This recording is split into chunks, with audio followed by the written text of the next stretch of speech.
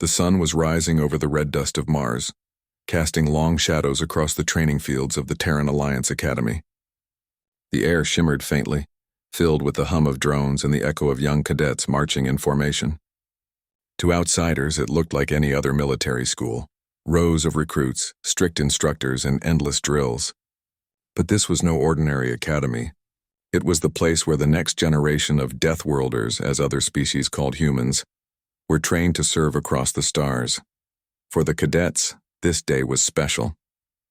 It was the start of Operation Stonefield, a joint training exercise with allied alien recruits. The idea was simple: simulate a small-scale battlefield where different species could learn teamwork under pressure. The cadets had heard stories about the alien trainees, tall, slender beings with translucent skin, quick minds, and advanced technology. Many of the humans were excited to finally see them up close. Some were even nervous, knowing that aliens often found humans too aggressive or too unpredictable. In the locker area, the cadets suited up in lightweight training armor. The suits weren't meant for real combat. They were equipped with sensors that recorded hits and simulated injuries. Each one carried a drone-assisted rifle that fired harmless light pulses. It was supposed to be a fun and safe competition, a chance to prove human skill without any real danger. The instructors watched from a control room high above the field. Large screens displayed maps of the terrain, communication signals, and live drone footage. The simulation would take place in an artificial colony built inside an asteroid, an empty mining zone turned into a training ground. The cadets had studied the maps for weeks, memorizing tunnels, choke points, and hiding spots. Now it was time to test their teamwork. Before deployment, the lead instructor addressed them over the comms. His voice was calm but firm. Remember, this is a cooperation test, not a competition. Follow orders, respect your alien partners, and maintain discipline. You're representing all of humanity today. The dropships roared to life, shaking the launch platform. Inside, the cadets sat strapped to their seats, helmets on, heartbeats synced through their suit monitors. Some exchanged quick glances. Others stared straight ahead, focusing on the mission ahead. Outside the windows, the red desert faded as the ships entered orbit and turned toward the asteroid belt. When the ships landed inside the hollowed-out asteroid, the environment shifted from bright sunlight to dim artificial lighting. The walls of the colony were dark metal, streaked with old mining marks. Dust floated in the air, glittering in the dim lights. The air smelled faintly of machine oil and ozone. The aliens were already there, tall and graceful, moving with a strange fluid rhythm. Their armor looked almost organic, smooth and flexible, glowing faintly blue along the seams. Their eyes were wide and glassy, scanning the humans curiously. One of the alien commanders greeted the cadets with a polite bow. The translator devices made their voice sound soft and echoing. "May our training be peaceful and enlightening." The humans nodded respectfully. They had been briefed to avoid sudden gestures or loud noises that could startle their alien counterparts. But even so, there was tension in the air. Everyone could feel it, the quiet comparison between species, the unspoken question of who was stronger. Once the signal was given, the team split up. The humans took the west tunnels. The aliens moved east. The objective was simple: capture the central outpost and hold it for 15 minutes. Easy enough, at least on paper. The cadets moved through the narrow tunnels, their footsteps soft but confident. They had trained for months on Mars in simulated zero-gravity zones, desert climates, and tight environments. Their reflexes were sharp. Even though they were told this was just practice, their bodies reacted as if it were real. One cadet scanned the tunnel ahead, whispering into the comms. Movement detected on thermal. "Could be drone units." "Keep it quiet," another replied. "Let's flank around and cut their signal feed." Above them, instructors monitored every move. The data showed perfect coordination. The human cadets worked like clockwork, efficient, adaptable, calm. The alien team, on the other hand, showed hesitation. Their neural patterns spiked when confronted with sudden movement or loud feedback from the environment. It wasn't fear exactly, it was sensory overload. Deathworlders were born on a planet of storms, predators, and chaos. Their bodies and minds were built to handle stress that most other species couldn't even imagine. The first clash happened near the mining elevator. A swarm of drones, supposed to represent enemy soldiers, descended from the ceiling. The cadets reacted instantly. They took cover behind steel containers, exchanged silent hand signals, and moved like they had done it 100 times before. Laser pulses filled the air as the humans neutralized each drone with precision. To them, it was just another drill. To the observing aliens, it looked terrifyingly real. In the observation chamber, alien officers began to whisper among themselves. "Are they truly unarmed?" one asked in disbelief. Another replied, "They move like trained assassins." "These are students?" On the field, one cadet noticed that the alien recruits were struggling to maintain formation. The loud noises from the drone explosions were disrupting their focus. Instead of mocking them, the humans adapted. They formed a protective line, taking the brunt of the simulated attack, letting the aliens regroup. It wasn't arrogance, it was instinct. Humans had a habit of protecting others in dangerous situations, even during training. After 15 minutes, the humans secured the central outpost. The simulation timer beeped, signaling success. The cadets relaxed, some even laughing with relief. The aliens approached, visibly shaken but impressed. Their commander tilted his head slightly, a gesture of respect. "Your kind performs with intensity," he said. The translator added a soft mechanical echo. "It is unsettling, yet admirable." The instructors congratulated the teams, praising cooperation and focus. The data looked perfect. Everything was going according to plan, or so they thought. What no one realized was that a small malfunction had occurred in the drone control system. A corrupted signal in the network caused the next batch of drones to switch from training mode to live combat protocol. Their weapons were still simulated, but their targeting systems became aggressive, designed for real battle conditions. The drones no longer followed the script. They began acting as if this was an actual invasion scenario. The cadets didn't know. When the second wave hit, they thought it was part of the next training phase. The air filled again with light bursts and mechanical noise. The humans instantly took defensive positions while the aliens froze in confusion. The attacks came faster, harder, more unpredictable. Even the instructors in the control room thought it was an advanced test sequence. The real danger wasn't obvious yet. Within minutes, communication between some units started to lag. Drone interference caused static across channels. The humans didn't panic. They switched to visual signals, pointing, nodding, and moving in perfect sync. Their discipline looked almost instinctive.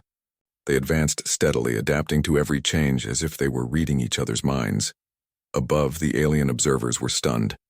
One whispered, "They aren't reacting like normal cadets. They're behaving like veterans." Another added quietly, "They think this is still a game."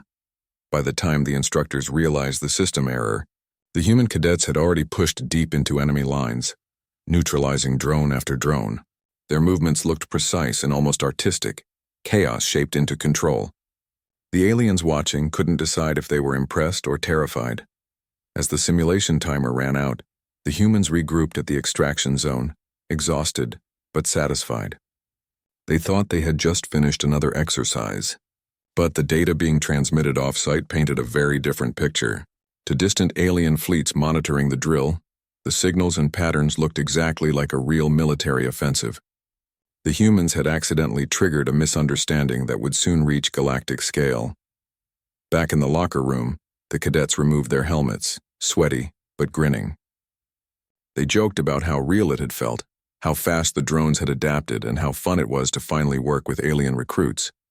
They had no idea that far away, in the quiet space of the Valoran Defense Command, alarms were flashing red, and officers were shouting orders. The humans' practice session was being interpreted as an attack, and so, without knowing it, a group of young cadets had just started something that would make history, something that would make entire alien armies surrender before a single real shot was ever fired. The galaxy had always feared the word Deathworlder, but after that day, they would begin to truly. Inside the control room, alarms began to flicker one after another. The instructor stared at the screens, confused at first, thinking it was a technical glitch. Data lines flashed red, sensors overloaded, and the simulated battlefield suddenly went silent. The system tried to reboot itself, but the problem spread too fast. Someone leaned closer to the display and muttered, "This can't be right. The drones are running on live combat code."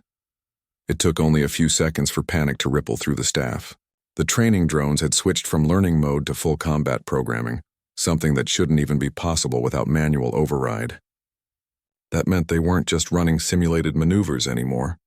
They were analyzing threats, choosing targets, and responding like they would in a real war. Out on the field, the cadets didn't know any of this. They were still moving carefully through the tunnels of the asteroid colony, thinking the exercise was going perfectly. The drones were faster now, more unpredictable, but the cadets thought it was part of the challenge. "They're testing us," one of them said, reloading the training rifle and scanning a dark corridor. "They want to see how far we can go." The team moved with quiet confidence, hand signals replacing radio chatter as interference grew stronger. Every movement was smooth and deliberate. It didn't look like a group of young recruits anymore. It looked like a professional strike unit in action. They covered each other's flanks, secured corridors, and advanced toward the command outpost in total synchronization. But in the shadows above, alien recruits from the Allied side were struggling. Their nervous systems couldn't handle the sudden intensity. The sound waves, the light bursts, the smell of burning metal. It all overloaded their senses. Some of them froze, others fell back in confusion. They weren't trained for chaos. Their homeworlds were calm, safe, predictable places. The human cadets noticed it quickly. One of them waved the aliens toward a secure corner and shouted over the noise, "Stay low! We'll draw their fire." Without hesitation, they stepped forward, positioning themselves as shields while the drones advanced from multiple angles. It wasn't heroism, it was instinct. Humans didn't run from noise and danger. They ran toward it when others needed help. From the observation deck, the alien commanders watched in disbelief. The humans were outnumbered, outgunned, and completely unaware that the simulation had gone wrong. Yet they moved with calm efficiency, even under conditions that would have broken most soldiers. One alien officer whispered, "They think this is practice, and still they fight like this." In orbit above the asteroid, the problem was growing worse. The training signals had spread far beyond the Academy's communication zone. Nearby alien fleets monitoring the exercise for safety intercepted the signals. To them, it looked exactly like an invasion broadcast. The drone's live combat codes mimicked real military transponders, and the human cadets' tactical patterns resembled those of the Terran Marine Corps. On the bridge of a Valoran defense ship, an officer looked at the radar and froze. "Terran attack units detected inside consortium territory," he reported. Within minutes, orders spread across multiple fleets. Ships began moving into defensive positions. Every species that had once feared humanity's unpredictable strength felt that old fear return. Back inside the asteroid colony, the cadets pushed forward through smoke and static. They thought they were doing well, too well in fact. "This round's tougher than expected," one said with a grin, wiping sweat off his visor. "Maybe they're trying to see if we'll break." Another replied, "Then we better not give them the satisfaction." The group reached the central chamber, where the largest wave of drones was waiting. The machines moved in coordinated patterns, flanking from every angle.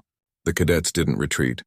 They split into pairs, using the terrain for cover, climbing over containers and broken machinery to gain high ground. Every burst of light from their rifles was perfectly timed. Every movement looked rehearsed even though it wasn't. The alien trainees who had been hiding began to follow their lead. They had never seen such adaptability. When a human fell behind, another covered them without being asked. When a drone cut through their flank, the humans didn't panic. They regrouped instantly, switching strategy mid-battle. The aliens started mimicking their tactics, learning under pressure what no classroom could teach. In the control room, one of the instructors slammed a button to shut down the simulation, but the command was rejected. The drones were no longer responding to human control. "They've gone autonomous," an engineer said, eyes wide. "They think this is a real war zone. They're identifying the cadets as combatants." Another instructor asked, "Should we pull the cadets out?" The commander shook his head. "Not yet. They're holding their ground. We'll lose comms if we interfere now. Just monitor the situation." Meanwhile, news of the incident had reached the outer systems. Alien governments scrambled to assess what was happening. Was this a test? A hidden attack? Or a warning? Every transmission from the asteroid sounded like a battle report. Video feeds of human cadets moving with terrifying precision were shared between high command channels. Someone said quietly, "If those are students, what do their soldiers look like?" Back on the field, the humans finally reached the outpost and activated the beacon that signaled mission completion. The lights in the room flickered as the drone swarms powered down, partly from damage, partly because the system had exhausted its energy reserves. The cadets cheered, believing they had won the training exercise. The aliens they had fought beside looked pale and shaken but deeply respectful. One of them placed a hand on a cadet's shoulder and said in a trembling voice, "You're kind. You fight without fear. We would not have survived without you." The cadet smiled awkwardly. "It's just practice. You'll get used to it." The alien didn't reply. He knew this wasn't normal practice. What he had just witnessed would spread through every fleet and council in the galaxy within hours. As the cadets boarded the transport ships back to the base, the instructors were silent. They were proud of how their students had performed, but something about the whole event felt wrong. The data from the drones showed real combat statistics, kill ratios, field efficiency, casualty estimates, all matching the records of live military units. The numbers didn't make sense for a training simulation. When the transport ships reached orbit, they were met by a fleet of alien vessels forming a defensive line. No one knew why. The cadets watched from the windows, confused by the sight of massive warships hovering just beyond the asteroid's edge. "That's new," one of them said quietly. On one of those ships, the Valoran commander was receiving frantic updates. The signal traffic confirmed that the Terran invasion had stopped, but the damage was already done. Their intelligence reports now listed a Terran Deathworlder strike team that had infiltrated a secured system and defeated an entire automated defense grid in less than an hour. The fact that it was just a misunderstanding didn't matter anymore. The fear was already spreading. When the humans finally landed back at the academy, the atmosphere was strangely quiet. The instructors met them at the hangar bay, trying to look calm. The cadets lined up, waiting for their results, still thinking it had been an unusually tough exercise. The lead instructor cleared his throat and said, "Good work today. You all performed above expectations." The cadets smiled, exchanging proud glances. None of them noticed the group of uniformed officers entering the room from the back, representatives from the Galactic Council. They were here to investigate what the aliens were now calling the Stonefield Incident. In the following hours, messages poured in from different systems, questions, warnings, demands for clarification. But one message stood out, coming directly from an alien fleet admiral. "Effective immediately, our forces are standing down. We surrender all offensive postures. We will not engage the Deathworlders further." No one understood it at first. The word surrender made no sense. There had been no real war, no invasion, no casualties, just a handful of human cadets running a training exercise. Yet somehow entire fleets were pulling back, terrified of what they had seen. Back in their quarters, the cadets laughed and talked about their tough day. They didn't know they had just ended a war before it even began. To them, it was just another drill. But across the galaxy, the legend of that day was already spreading. The story would later be told in countless ways, how a group of young human cadets, barely trained, had accidentally made the most advanced alien armies surrender. Some called it luck, others called it fate. But those who had seen it firsthand knew the truth. Humanity didn't need to declare war to be feared. All they had to do was practice. The following morning, the cadets woke up expecting another normal day of training. They had no idea that while they slept, the entire galaxy had been thrown into confusion. News channels across different planets were running the same story. Terran Deathworlder Cadets launch unannounced attack during training exercise. Some reports claimed it was an accident. Others said it was a secret military test. The truth, however, was far simpler and far stranger. Inside the Terran Alliance Academy, the atmosphere was tense. The instructors looked exhausted, whispering to one another in the corridors. The cadets noticed it immediately. The smiles and friendly greetings from the staff were gone. Security drones hovered in every hallway. Even the cafeteria felt cold and silent. No one explained what was going on, but the students could feel something serious had happened.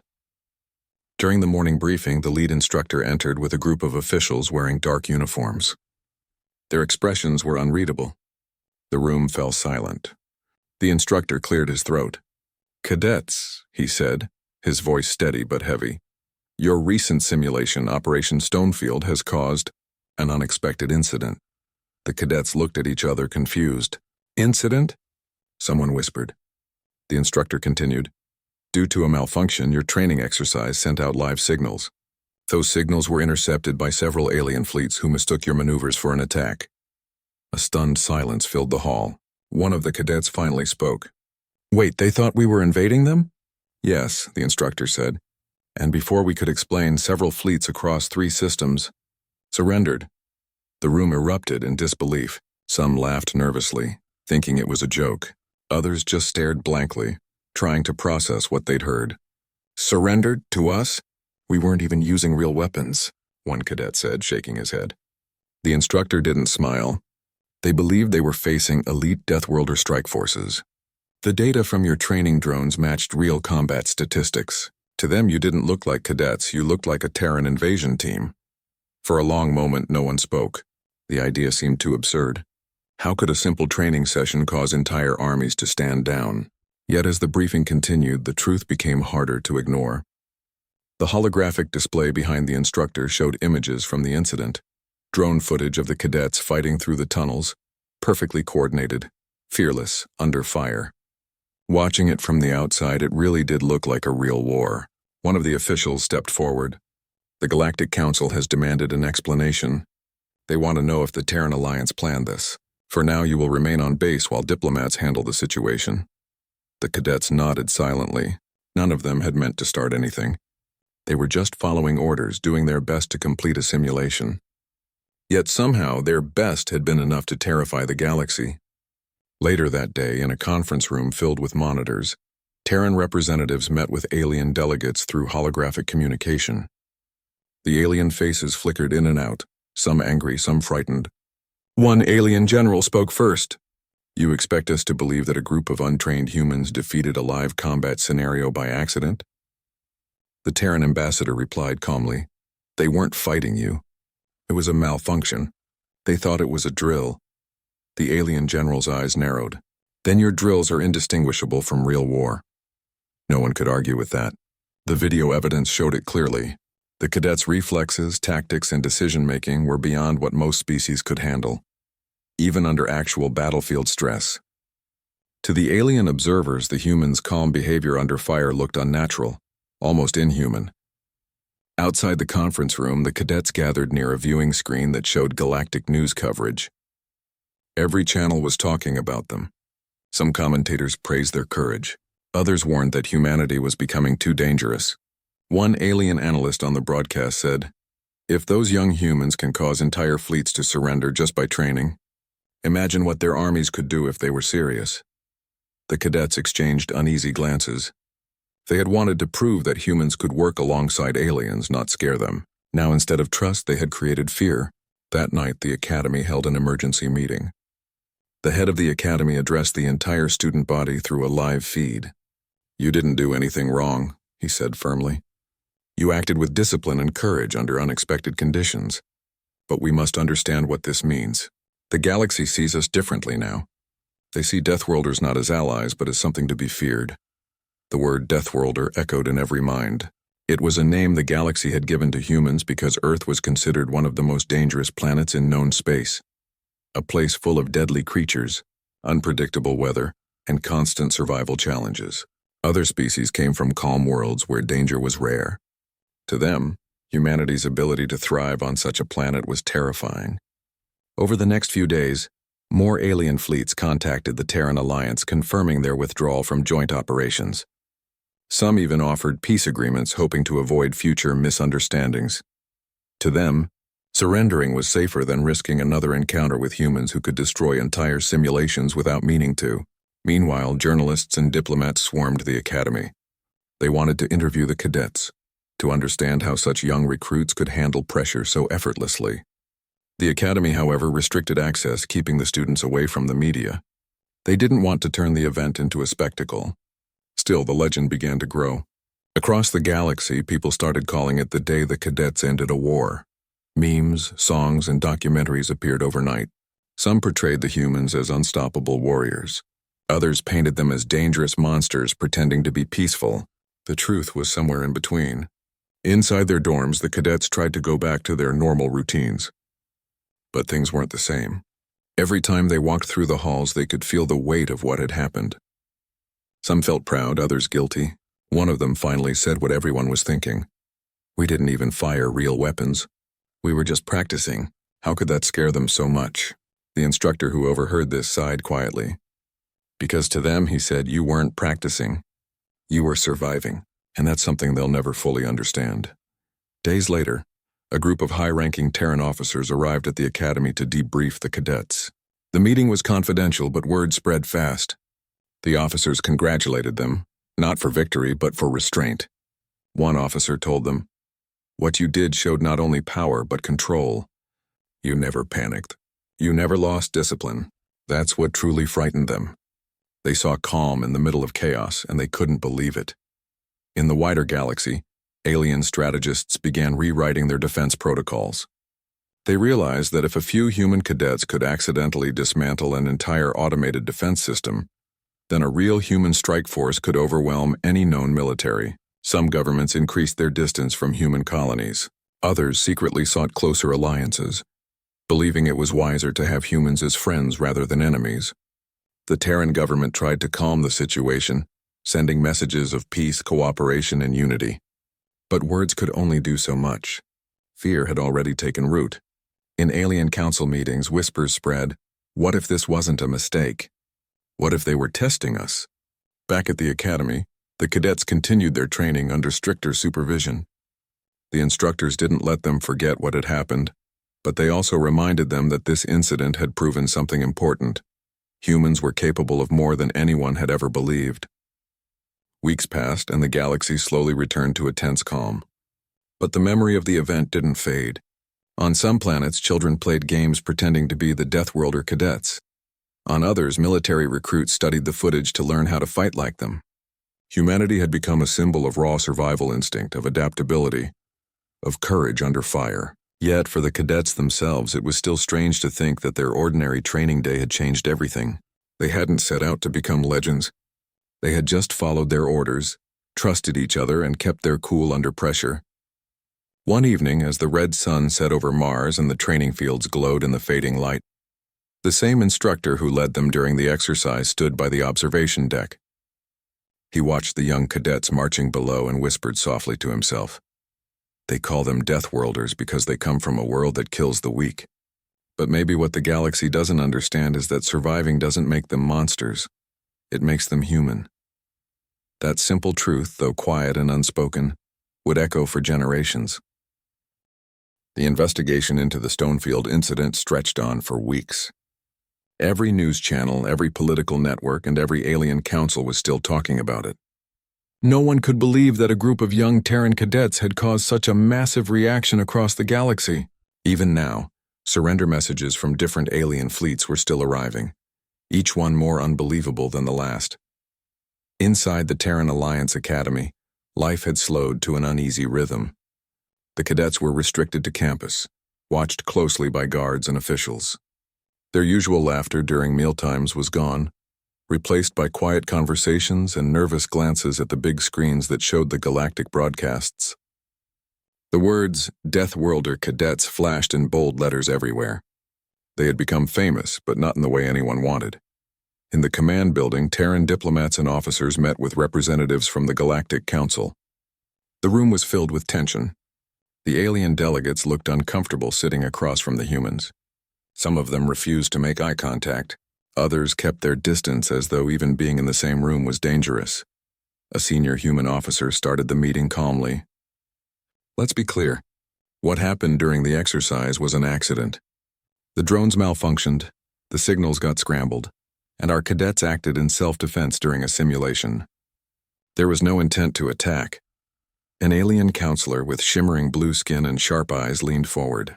"Accident or not, your young ones fought as if they were veterans. Their reaction time, their coordination, it was unnatural.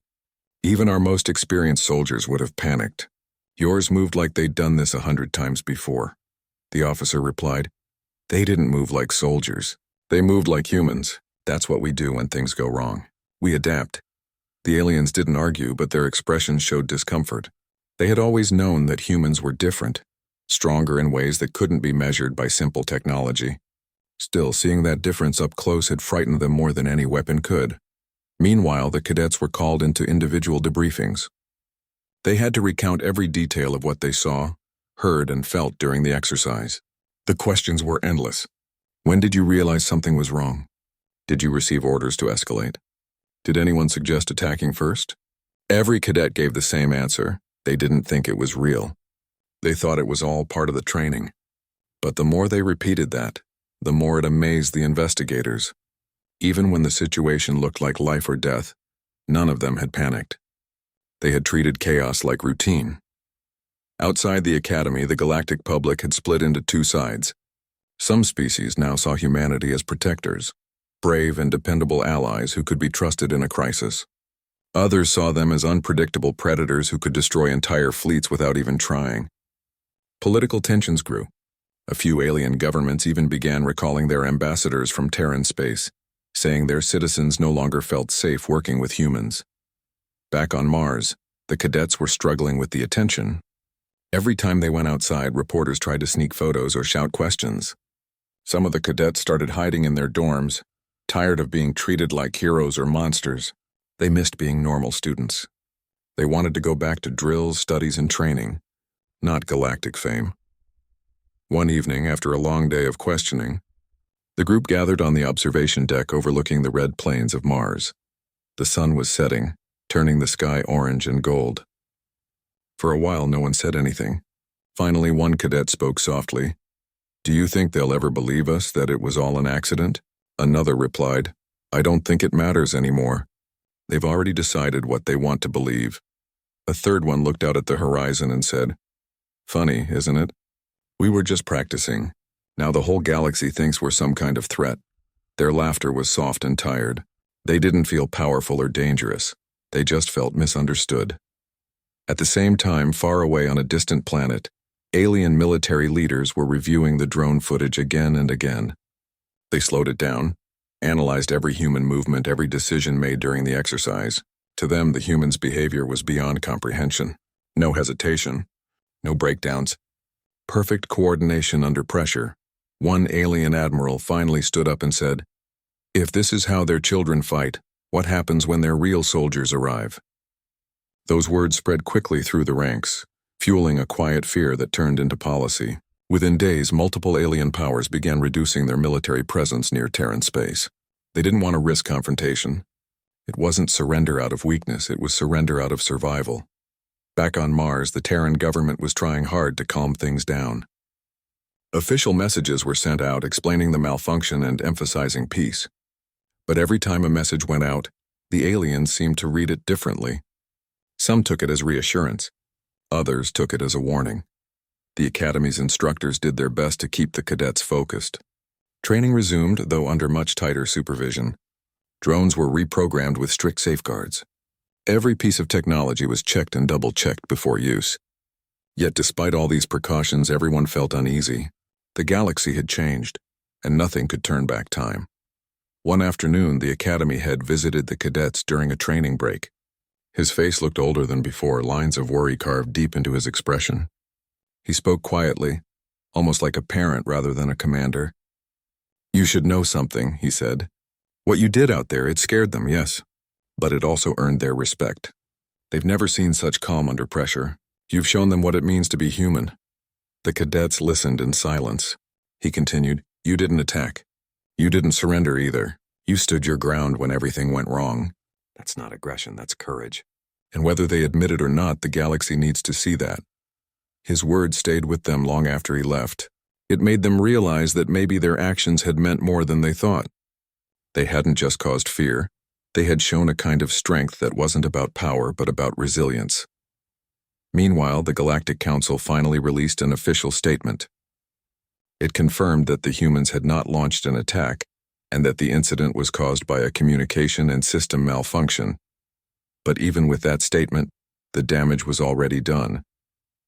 The fear had taken root too deeply. Over the next few days, new rumors began circulating. Some claimed that the human cadets were part of a secret program to train super soldiers. Others said that Earth had hidden weapons capable of wiping out entire fleets. None of it was true, but in the galaxy's imagination, truth no longer mattered. Back at the Academy, the cadets were once again called to the main hall. Their instructor stood before them and said, "You're being reassigned. Each of you will be posted to different stations across Terran space. The Council wants you out of the spotlight for now. The news hit them hard. They had trained together for years, fought through the hardest exercise of their lives, and now they were being separated because of it. But they understood why. Their presence together had become a symbol, one that stirred both admiration and fear.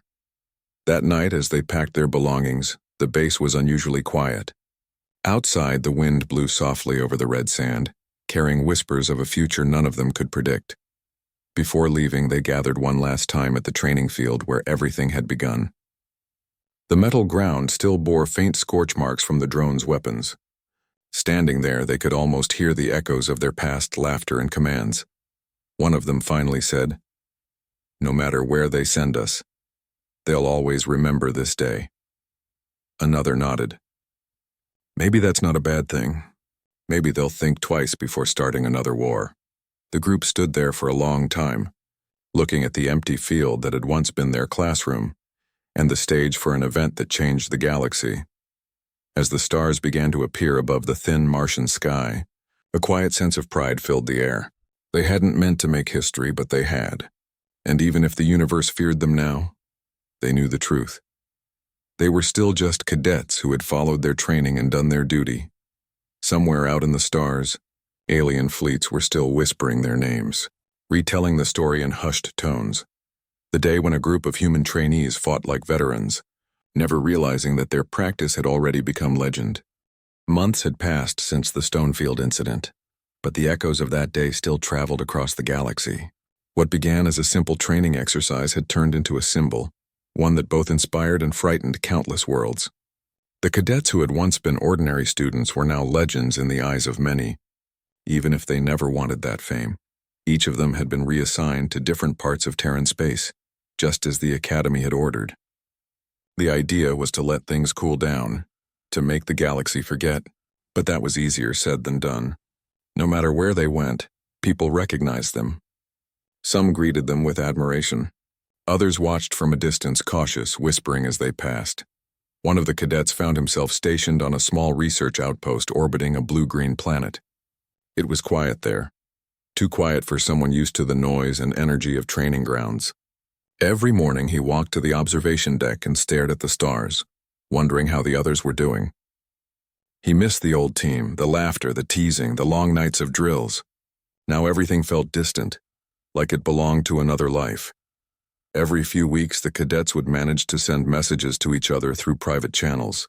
The messages were always short. Updates about their new stations, small jokes, or memories of their days at the Academy. None of them talked much about the incident. It was as if they all silently agreed that the less said about it, the better. Still, the galaxy hadn't forgotten. News outlets continued to bring up the Deathworlder Cadets whenever anything related to human strength or defense came up. The term had stuck and no one could change it now. Some alien commentators described it with awe, others with unease, but either way the story kept spreading. One day the cadet on the research outpost received a message from Central Command. It was marked urgent. He opened it immediately expecting orders or a new assignment, but instead it was an encrypted video call request. When the call connected, the face that appeared on the screen made him smile. It was his old instructor from the Academy. "Good to see you again," the instructor said, his tone warm but serious. "I wish it were under better circumstances." "What's going on, sir?" the cadet asked. "There's been some movement out there," the instructor replied. "A few alien fleets are gathering near the border systems. They're not attacking, not yet, but they're watching us. And some of them are asking for a meeting. Guess who they requested to see?" The cadet blinked. "Us, the cadets?" The instructor nodded slowly. "They want to meet the humans from the Stonefield incident. They said they won't talk to anyone else." The news hit hard. Why would alien governments want to meet them? The same people they once feared. It didn't make sense. The cadet agreed to return to Mars immediately. Over the next few days, the others were recalled too. One by one, they arrived at the Academy again. When they finally stood together, it felt like coming home.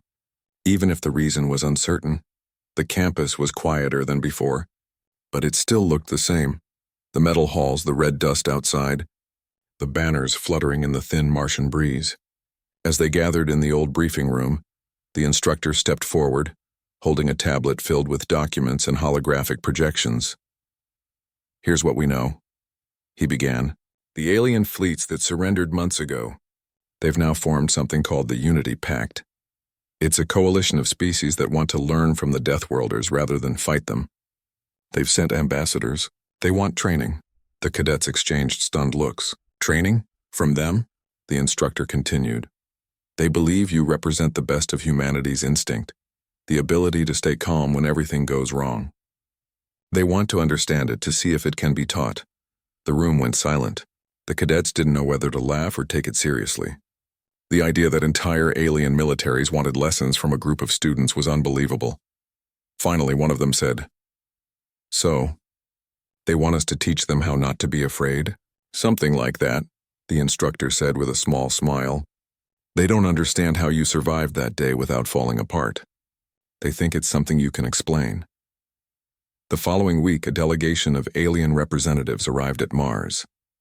Their ships were massive, sleek, and heavily guarded.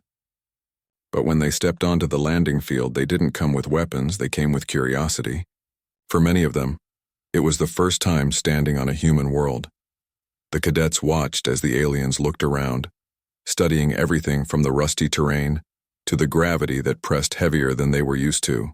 Some of them seemed uneasy, but others looked genuinely fascinated. The meetings began in the Academy's main hall. The translator systems worked overtime as humans, and aliens exchanged questions. One of the alien commanders, tall and covered in silver-blue scales, asked directly, "How do your kind remain calm in chaos? When your hearts race, when your lives are in danger, why do you not freeze?" One of the cadets answered honestly, "We do freeze sometimes. We just don't stay frozen. We act because we know no one else will save us if we don't move. Maybe it's because Earth was never easy. We learned to fight storms, hunger, disease, and everything else that tried to stop us.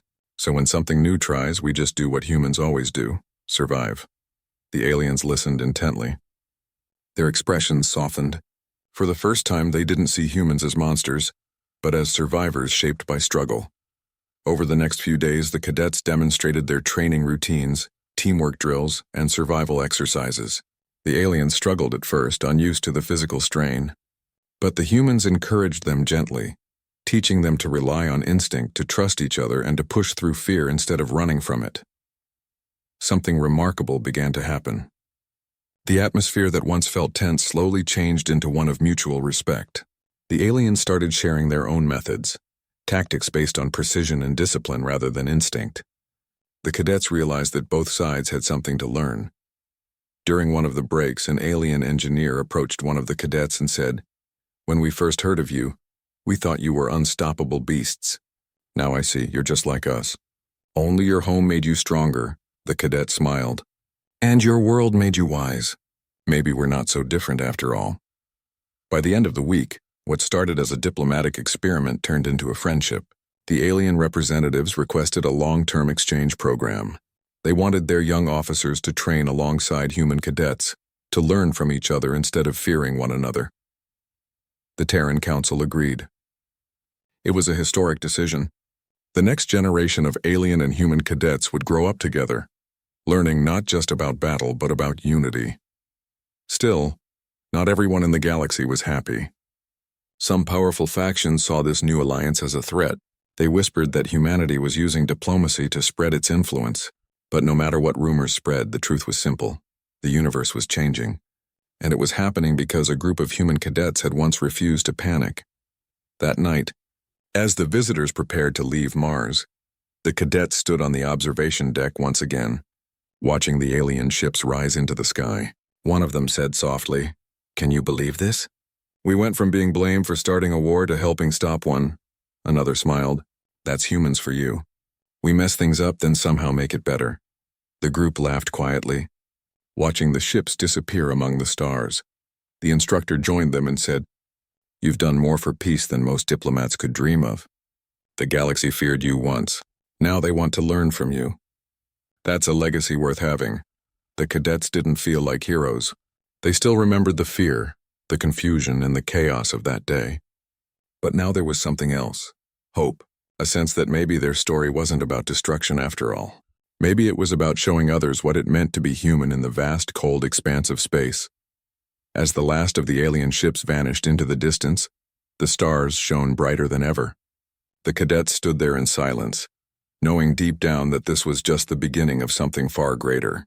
What had started as a mistake during a simple training exercise had grown into a bridge between worlds. And somewhere, far beyond Mars, countless beings across the galaxy were telling the story again. The one about the human cadets who didn't just fight like warriors, but taught the universe how to face fear with courage. Months turned into a year, and the cadets who had once been part of the Stonefield incident were no longer ordinary students. The galaxy had changed, and so had they. Their training had started as preparation for the unknown, but it had become something far bigger, a symbol of humanity's strength, resilience, and unpredictability. They had seen fear in alien eyes, respect in unexpected faces, and now, slowly, curiosity and cooperation. The cadets gathered at the academy one morning, sunlight reflecting off the red Martian dust. The fields below were quiet, empty of drills for once. Most of the academy staff were busy coordinating new exchange programs with alien recruits, and for a moment, it felt as if the universe itself had paused to catch its breath. The lead instructor stepped forward. "Today," he began, his voice calm and steady, "you are no longer just cadets. You have shown the galaxy what it means to be human. You have taught lessons that no textbooks could. Now it is time to take the next step." He gestured toward the transport ships waiting on the landing pads. The cadets exchanged glances, their curiosity mixed with nervous excitement. This time the mission was different.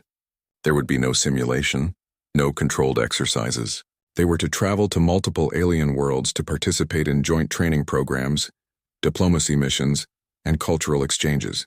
The galaxy wanted them to help shape the future, not just survive in it. The first world they visited was a lush green planet with oceans that shimmered under twin suns. Alien cadets from several species awaited them. Unlike the first encounter, there was no fear in their eyes, only anticipation.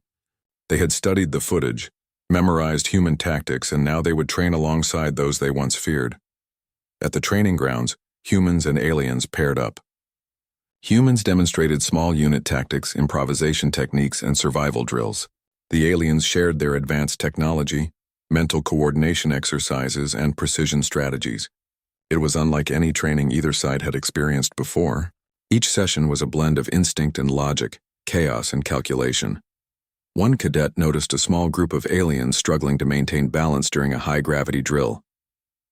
Without thinking, he adjusted their harnesses, guided them step by step, and encouraged them to trust themselves. When they succeeded, their faces lit up and the group cheered. It was a simple act, but it captured the essence of what the cadets had always done: help others survive, even when everything seemed impossible. News of the program spread quickly. Hollow broadcasts showed humans and aliens working side by side, laughing, correcting mistakes, and learning together. Across star systems, beings who had once feared humanity now debated the value of alliances with Earth. What had been terror months ago had turned into admiration, and slowly respect. Between training sessions, the cadets explored alien worlds. They tasted strange foods, walked under skies with unfamiliar constellations, and saw civilizations that seemed impossible compared to their harsh home planet. Yet no matter how different the worlds were, they realized the same principle applied everywhere.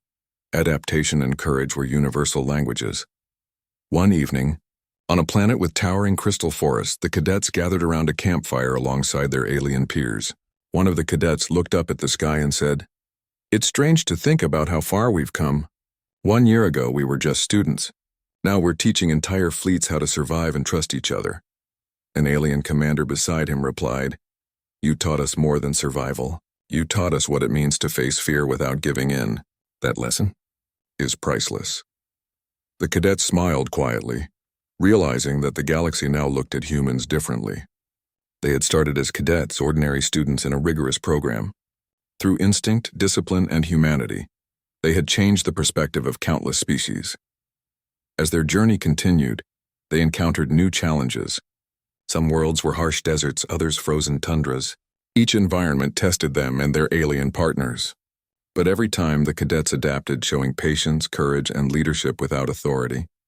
They didn't need to command. Their actions spoke louder than any orders. At the end of each mission, the cadets would gather and reflect. They spoke about what they had learned, what had surprised them, and what had inspired them. They realized that being human wasn't just about physical strength or instinct.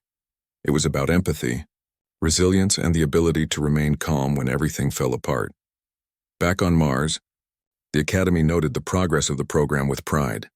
Instructors observed how the cadets' influence spread, how alien trainees gained confidence, and how alliances that once seemed impossible now began to form naturally. It was more than training. It was diplomacy through example. In the months that followed, the cadets' reputation grew even further. They were consulted by councils, asked to demonstrate strategies to fleets, and invited to observe negotiations. Yet, through it all, they remained grounded. They were still young humans at heart, students who had stumbled into a moment of accidental legend. Finally, after completing their first cycle of interstellar training missions, the cadets returned to the Academy. They looked out over the red plains of Mars once again. The sun dipped below the horizon, painting the sky in shades of orange and purple. For a moment, the galaxy seemed to pause, as if acknowledging their journey. One of the cadets turned to the group and said softly, "We came here thinking we were just practicing. We didn't know that one day the universe would notice." Another smiled. "It didn't matter that we didn't know. We acted like humans always do. We adapted, we survived, and we helped others survive too. That's all it took." Their instructor joined them, placing a hand on one cadet's shoulder. "The galaxy will remember what you've done.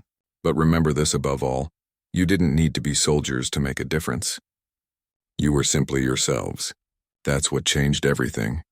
As night fell, the stars above Mars shone brighter than ever, reflecting off the red dust of the planet. The cadets stood silently, thinking about the worlds they had seen, the lives they had touched, and the future they had helped shape. They had started as cadets in a harsh, demanding program. They had practiced under controlled conditions, faced unexpected chaos, and survived challenges that no one expected. Along the way, they had unknowingly taught the galaxy about courage, resilience, and humanity. And now, as the wind blew softly across the plains, one simple truth remained. The galaxy had feared the Deathworlders once, but it had learned to respect them. Not for the weapons they wielded, or the power they could unleash, but for the strength of their spirit, the clarity of their minds, and the courage in their hearts. The cadets turned toward the Academy, knowing that whatever came next, they were ready. The galaxy had watched them grow, and the universe itself seemed to recognize that something had changed forever. What began as a simple training exercise had become a legend. And the story of the Deathworlder Cadets, the humans who had faced chaos and fear and survived with courage, would echo across the stars for generations to come.